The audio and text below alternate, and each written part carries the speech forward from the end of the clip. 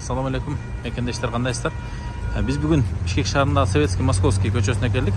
Ушул жердеги валюталардын курсу менен таанышканы, рубль түшүп кетти, доллар көтөрүлүп кетти деп угуп ошого келдик элек. Азыр эми валюталардын курстарын көрүп туруңуздар. Бул Тагай деген обменкада доллар 85, евро 90, рубль болсо 1.33.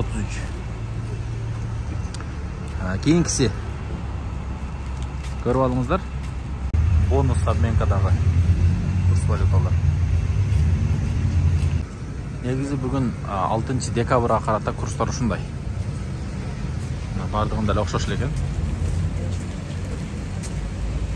Ордо Финанс обменка курстары. Капитал банк курстары.